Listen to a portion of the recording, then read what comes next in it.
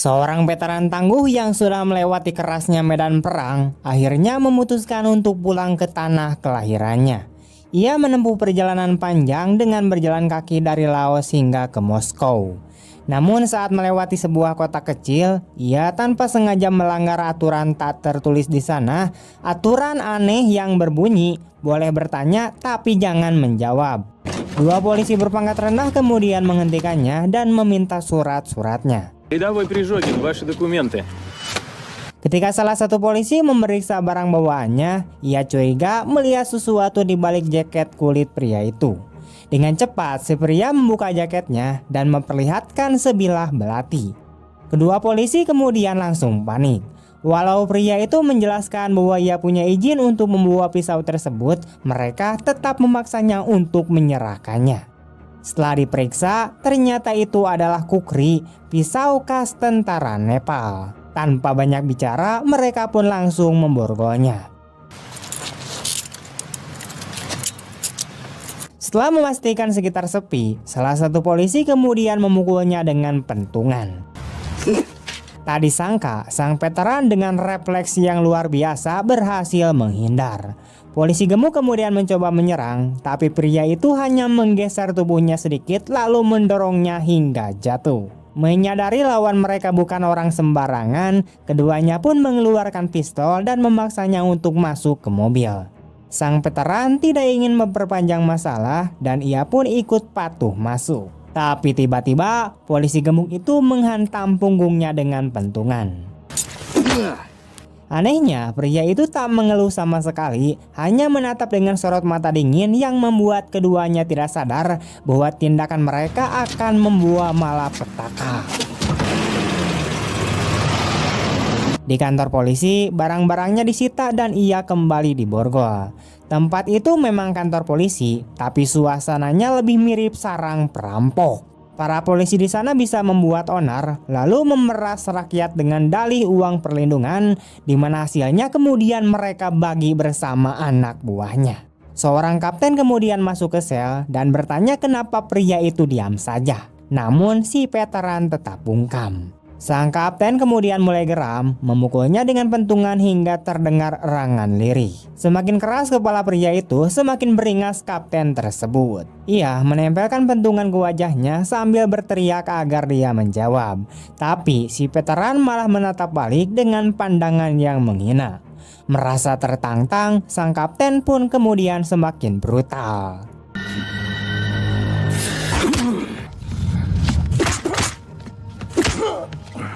Ia memukul berkali-kali lalu mengeluarkan tongkat listrik. Kali ini sang veteran kemudian melawan. Ia menerjang, menendang kaki kapten hingga terjatuh. Kapten itu kemudian berusaha bangkit, tapi beberapa polisi lain segera datang menghentikan keributan. Tanpa sadar, kapten itu baru saja membahayakan nyawanya sendiri. Polisi kemudian segera memanggil wakil direktur. Melihat pisau kukri yang tajam, ia bertanya kenapa pria itu membawanya. Dengan tenang, sang veteran hanya menjawab satu kata, yaitu musuh. Jawaban itu malah dianggap sebagai lelucon. Tak lama kemudian, direktur polisi yang bertubuh tambun kemudian masuk. Di antara semuanya, hanya direktur inilah yang terlihat masih punya akal sehat. Ia memerintahkan agar borgol dibuka, lalu memeriksa identitas pria itu. Betapa terkejutnya mereka ketika mengetahui namanya adalah Samanov, yaitu seorang mayor pasukan khusus. Seketika, para polisi yang sebelumnya sempat menyiksanya menyesal bukan main. Чё ты носишься, как ошпаренный? Заварил ты кашу. Direktur segera mengembalikan barang-barang Samanov.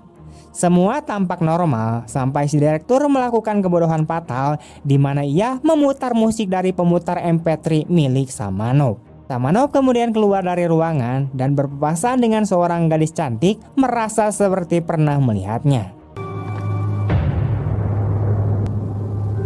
Setelah keluar dari gerbang, ia baru sadar MP3 player kesayangannya tertinggal. Benda itu sangat berarti karena selalu menemaninya di saat-saat sedih. Ia pun kemudian kembali dan mendapati direktur sedang melecehkan gadis tersebut. Saat melihat gadis itu terpojok dengan wajah putus asa, Samanov awalnya hanya diam, mengambil MP3-nya, menggulung kabelnya dengan tenang. Tapi saat direktur semakin mendekat, Samanov menjepit pemutar musik itu di jarinya lalu berbalik. Seketika, sebuah hantaman keras menghantam kepala sang direktur yang bertubuh lebih dari 90 kg. Tubuhnya pun terjatuh tak berdaya.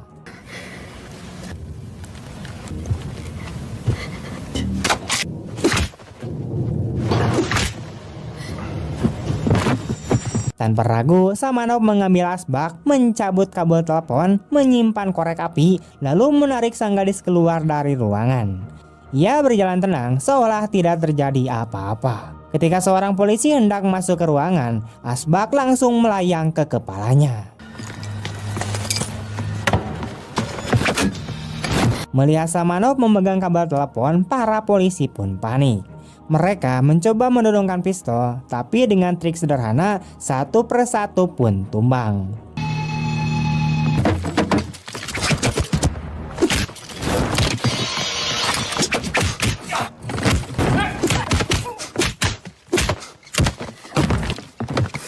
Gadis itu terperangah, tak menyangka seorang prajurit pasukan khusus bisa mengalahkan polisi dengan begitu mudah. Sebelum pergi, Samanov bahkan sempat membongkar seluruh senjata di kantor itu lalu mengajak gadis keluar. Namun mereka malah masuk ke kamar mandi yang penuh dengan polisi-polisi kampret. Samanov kemudian mendorong gadis keluar lalu mengajar mereka.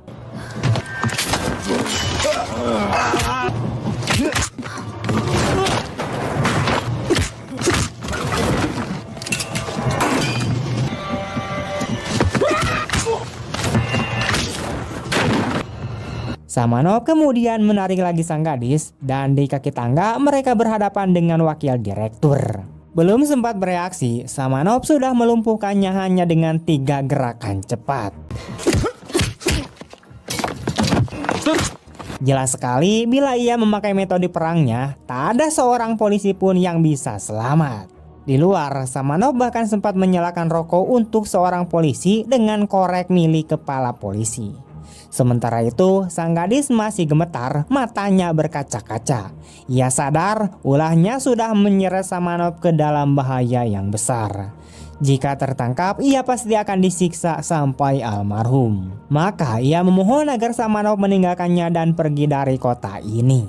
Namun kapten yang sempat dipukuli tadi sudah siuman. Dengan penuh dendam, ia memerintahkan anak buahnya untuk memburu Samanov. Понял.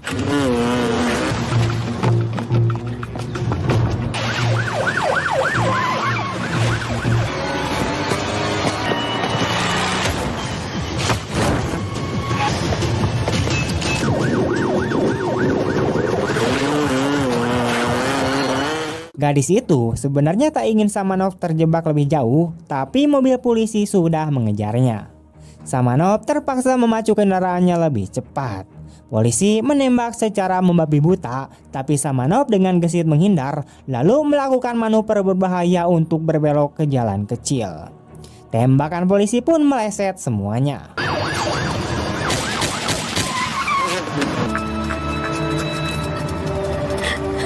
Samanov lalu menuruni lereng dengan motor, melompat di udara dan berlari ke arah sebuah bulldozer. Kapten kemudian kehabisan peluru senapan dan mencoba pistol, tapi tetap tidak ada satupun peluru yang mengenai sasaran.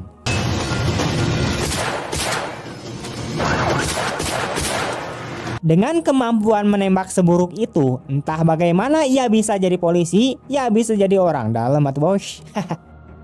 Saat ia hendak kabur dengan mobil, bulldozer yang dikendarai Samanov menghantam bagian depan. Kap mobil kemudian ditekan, lalu dihajar dengan ember bulldozer. Kapten kemudian memerintahkan sopir mundur, tapi sebuah truk menghantam dari belakang. Mobil pun kemudian meledak dalam kobaran api. Давай назад, Рину!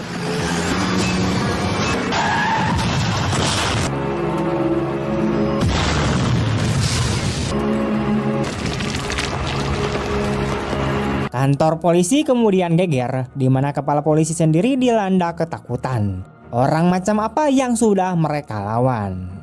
Segera terungkap, pria itu adalah prajurit pasukan khusus Baret Marun yang pernah menjalani misi rahasia tingkat tinggi, bahkan menerima 2 medali pengabdian negara serta penghargaan atas keberaniannya. Kini Samanov bergerak di pegunungan. Ia sadar polisi tidak akan membiarkannya pergi begitu saja. Kalau mereka ingin bermain, ia siap meladeninya sampai akhir. Sayangnya, kepala polisi yang bodoh itu tidak tahu bahwa keputusannya sudah menyeret seluruh pasukannya menuju kehancuran. Mari kita lihat bagaimana seorang prajurit Baret Marun menghadapi satu kantor polisi penuh hanya dengan trik perang tanpa sebutir peluru pun. Samanov kini berada di sebuah area rusak di hutan. Ia menemukan kotak korek api, kabel listrik bekas, paku berkarat, dan potongan kayu. Sementara itu, polisi masih mengeluh karena harus berkemah di bawah hujan untuk mengejar penjahat. Mereka tidak tahu bahwa Samanov sedang merakit senjata paling mematikan. Ia mengikat paku di ujung tongkat kayu dengan kabel, lalu membakarnya agar menempel kuat. Jadilah senjata seperti Trisula Dewa Laut, di mana senjata itu ia pasang di berbagai titik.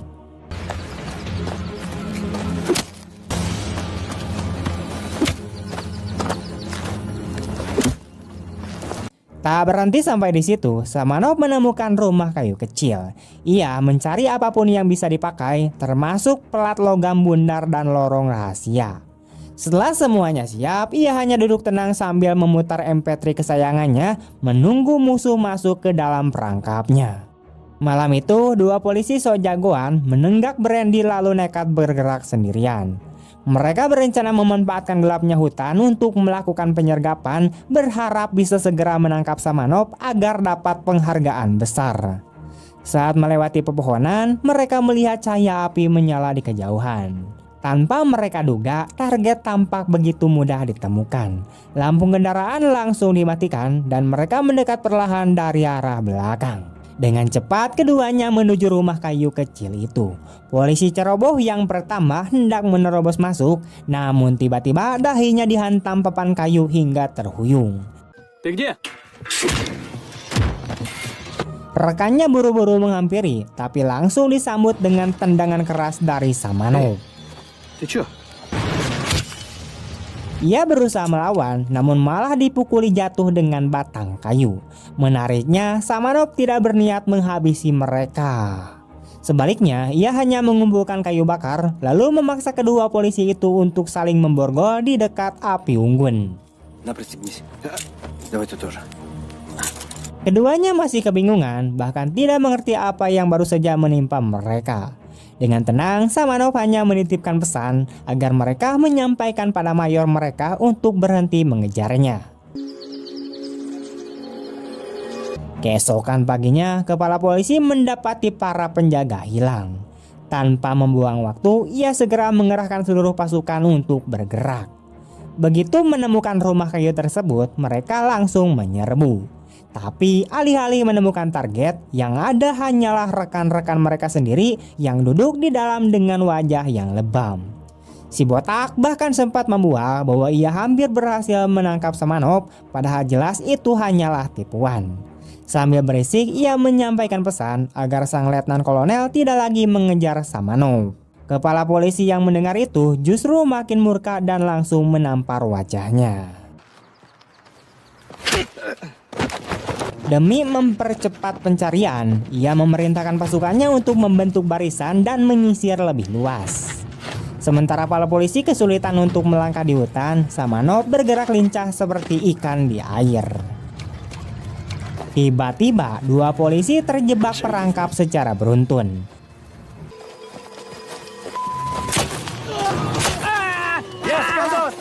Samanov dengan cepat mengambil Trisula yang sudah ia siapkan, melemparkannya tepat sasaran, lalu segera berpindah posisi.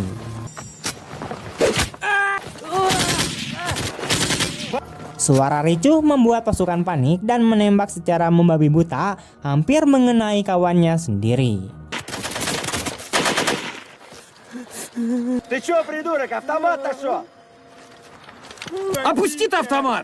Baru saja pengejaran dimulai, 3 orang sudah tumbang.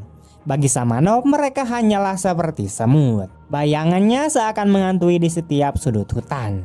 Saat seorang polisi baru saja bicara, trisula kembali melayang dan menancap di tubuh mereka.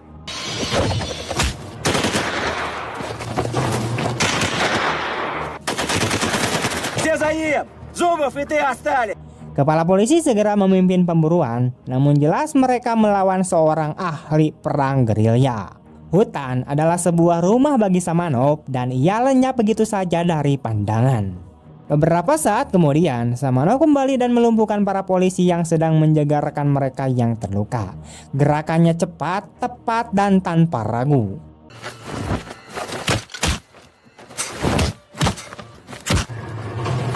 Ketika polisi lain datang untuk mengecek, mereka justru mendapati senjata sudah dibongkar dan pisau Samanov menempel di leher mereka. Ia tidak membunuh, hanya menyuruh mereka membawa rekannya kembali ke mobil dan melarang kembali lagi. Di sisi lain, kepala polisi memimpin pasukannya menuju jembatan kayu sempit. Wakil kepala polisi sempat menyalahkannya karena tidak melibatkan pasukan khusus dan mengorbankan nyawa anggotanya. Ucapan itu malah membuat sang kepala makin emosi. Dengan kesal, ia menyuruh wakilnya untuk maju duluan. Jembatan yang hanya terbuat dari 2 batang pohon itu berbahaya, sedikit saja salah pijak bisa jatuh ke sungai. Disitulah Samanov sudah menunggu. Tembakan demi tembakan dilepaskan, namun tak satu pun mengenai dirinya.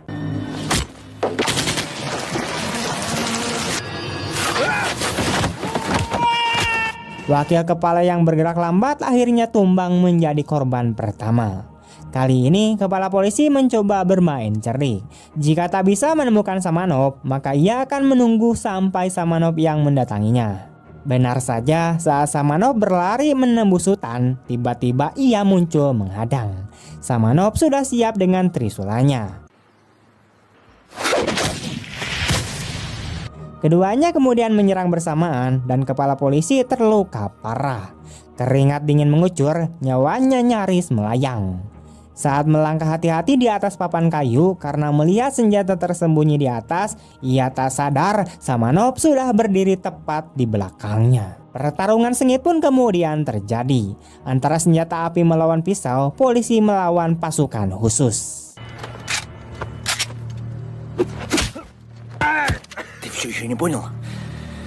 Di Rusia sendiri, jangan pernah Anda membuat marah seorang penerjun payung baret marun. Kepala polisi yang sombong itu, meski pisau kukri sudah menempel di lehernya, masih saja tak menunjukkan rasa takut. Melihat keras kepalanya, Samanov akhirnya menghantam wajahnya hingga terjatuh, lalu meninggalkannya begitu saja.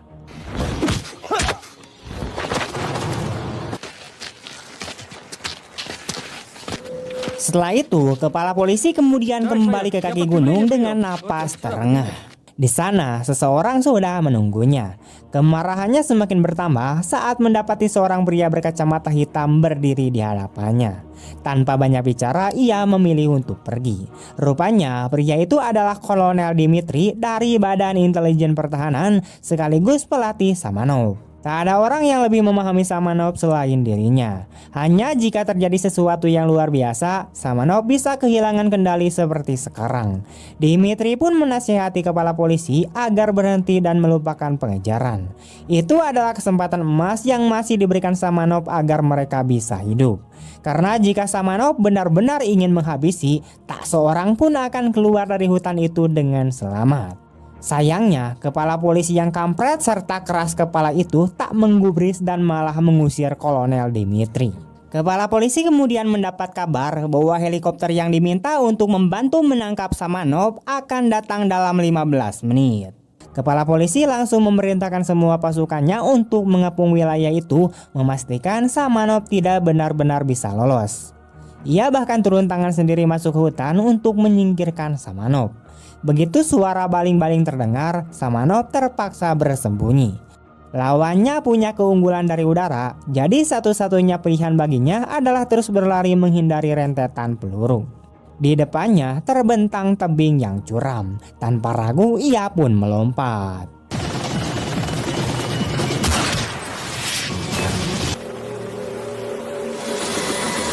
Dari atas terlihat seolah Samanov tertembak. Namun kepala polisi masih belum puas, di mana ia memerintahkan helikopter untuk menyisir permukaan air sampai bahan bakar hampir habis. Ладно, поворачивай на... Entah sudah berapa lama hanyut, seorang kakek menemukan Samanov di tepi pantai.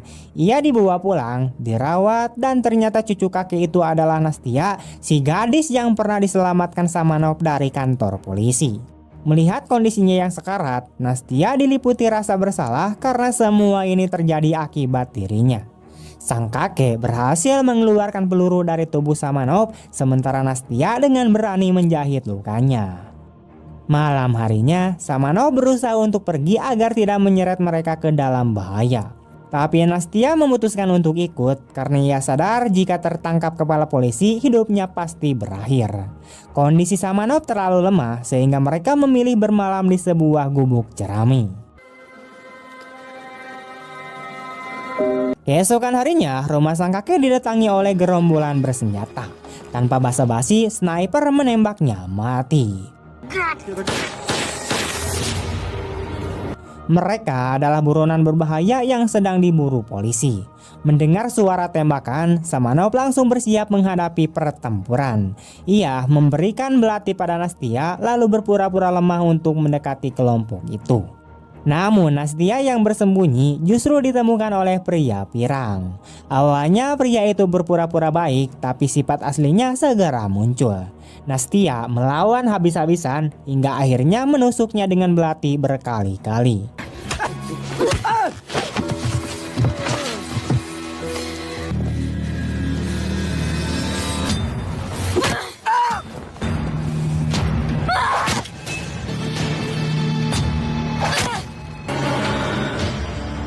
Gadis yang lembut itu perlahan berubah menjadi sosok yang tega membunuh demi bertahan hidup. Sementara itu, Samanov berhasil melumpuhkan penjaga dan menyusul ke kandang. Ia menemukan Nastia dengan wajah penuh darah. Tak lama kemudian, perampok lain pun datang. Pertarungan sengit tak bisa dihindari. Meski tubuh lawannya lebih besar, kemampuan bertarung Samanov jauh lebih unggul. Ia merebut sabit dan menghantamnya ke jantung lawan.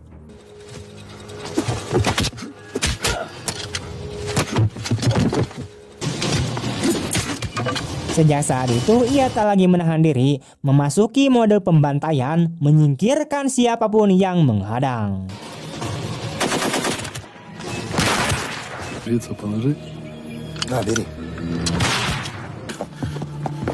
Tak lama, polisi dan pasukan khusus pun kemudian tiba. Melihat 5 mayat perampok, kepala polisi sadar bahwa Samanov masih hidup. Ia menangkap Nastia untuk memancingnya keluar, tidak menyadari bahwa Samanov mengawasi dari dekat. Saat kepala polisi hendak menembak, Nastia mendorongnya, memberi waktu bagi Samanov untuk menghilang. Komandan pasukan khusus datang tepat waktu dan memarahi kepala polisi, membuat Nastia lolos dari penyiksaan. Atasannya kini memberi perintah baru, tangkap Samanov hidup-hidup. Ia dikejar hingga sebuah bangunan terbengkalai. Awalnya Samanov hendak menyerah, tapi lawan tetap menyerangnya dengan senjata listrik. Ia terpaksa melawan dan dalam sekejap petarung terbaik pasukan khusus berhasil dia lumpuhkan.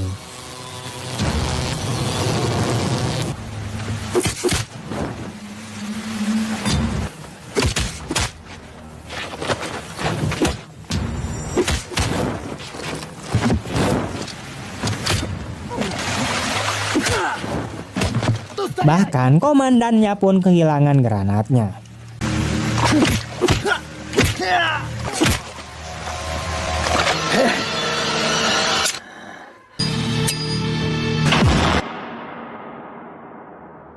Namun Samanov tidak mau membunuh orang yang tidak bersalah. Ia justru menolong sang komandan yang terjatuh ke air dan melarikan diri lewat pipa. Sayangnya, kepala polisi sudah menunggu di pintu keluar. Pasukannya mengepung ketat, tapi tembakan mereka semuanya meleset.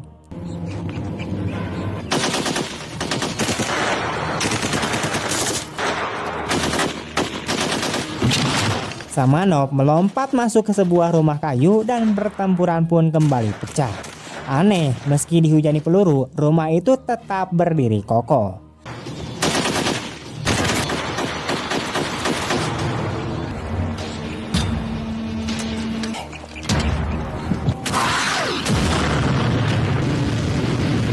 Kesal, kepala polisi kemudian meluncurkan roket dan kemudian membakar rumah itu. Ia yakin bahwa kini Samanov sudah mati tanpa menyadari bahwa Samanov sudah berlindung di ruang bawah tanah. Pada saat itu, sang jenderal mengunjungi komandan pasukan khusus yang sedang dirawat di rumah sakit. Tiba-tiba, Nastia bergegas untuk masuk ke ruangan. Dari ceritanya, sang jenderal kemudian perlahan mulai memahami seluruh kejadian. Sementara itu, ketika kepala polisi kembali ke kantornya, ia mendapati Kolonel Dimitri sudah menunggu di sana. Dimitri juga menunggu kedatangan Samanov agar ia bisa pergi bersamanya karena ia merasa hanya dengan berada di sisi kepala polisi ia bisa menunggu kedatangan Samanov. Kolonel Dimitri juga menyarankan kepala polisi untuk minum lebih banyak brandy, bahkan kemudian menghabiskannya agar saat Samanov kembali untuk mengambil pemutar MP3-nya ia tidak merasa takut. Di sisi lain, polisi menemukan sebuah terowongan rahasia. Begitu mereka menuruni tangga, senjata api langsung diarahkan ke wajah mereka. Lalu Samanov yang mengenakan seragam polisi berjalan dengan tenang menuju mobil dan mengambil ponsel sang sopir. Begitu sopir keluar dari mobil, ia memukulnya hingga pingsan dan mencuri mobil itu. Dua polisi yang hendak masuk ke dalam mobil untuk mengejarnya juga dihajar hingga tumbang oleh Samanov. Sementara itu, seorang penjaga yang sedang makan mie sambil menonton TV dikejutkan ketika pintu tiba-tiba didobrak. Sasarannya jelas, Samanov telah menemukan kepala polisi. Saat itu, pasukan khusus sudah mengepung lokasi. Kolonel Dimitri kemudian masuk ke dalam rumah dan memberitahu Samanov bahwa pasukan besar sudah menunggu di luar, hanya tank saja yang belum ada. Ia berniat membujuk Samanov agar menyerah dan kembali bersamanya ke Moskow. Namun Samanov tetap menolak di mana ia sudah murka. Ia tidak tahan melihat orang-orang dicekik perlahan sambil dipaksa tunduk kepada polisi kampret. Baginya itulah yang dirasakan setiap warga di kota ini. Mereka bukan orang biasa, bukan pula penghuni benteng. Mereka punya tanggung jawab atas hidup mereka sendiri dan juga untuk dunia ini. Jika tidak, maka pengorbanan rekan-rekannya akan sia-sia, mati hanya demi sampah masyarakat. Yang mengejutkan, Samanov justru melepaskan kepala polisi. Ia duduk dengan tenang di dalam rumah, bersiap menghadapi pasukan khusus. Pada saat itu, sang jenderal kemudian tiba di lokasi dan memerintahkan seluruh pasukan untuk mundur. Namun ketika mereka hendak menangkap kepala polisi, ia tiba-tiba menyandra Nastia. Dengan congkak, kepala polisi menganggap dirinya yang paling berjasa, membanggakan apa yang telah ia lakukan untuk kota itu. Saat asap memenuhi ruangan, Samanov kemudian kembali muncul. Setelah melampiaskan seluruh amarahnya, kepala polisi akhirnya melepaskan Nastia dan menyerah karena ia sadar jika membunuh seseorang, ia tetap tidak akan bisa lolos dari tempat itu. Sejak saat itu, kota kecil itu kembali damai. Atas perintah atasannya, Samanov dan Kolonel Dimitri pun bersiap kembali ke Moskow. Nastia yang telah jatuh hati kepada Samanov akhirnya harus menerima kepergiannya. Nastia hanya bisa menatap mobil yang membawa Samanov perlahan menghilang dari pandangannya. Dengan begitu, film pun tamat. Dari kisah Samanov, kita bisa belajar bahwa ketidakadilan dan keserakahan pada akhirnya akan menghancurkan dirinya sendiri. Sehebat apapun kekuasaan yang dimiliki, jika digunakan untuk menindas rakyat kecil, apalagi juga digunakan untuk memperkaos masyarakat seperti yang dilakukan oleh para polisi begundal di film ini, maka cepat atau lambat akan runtuh.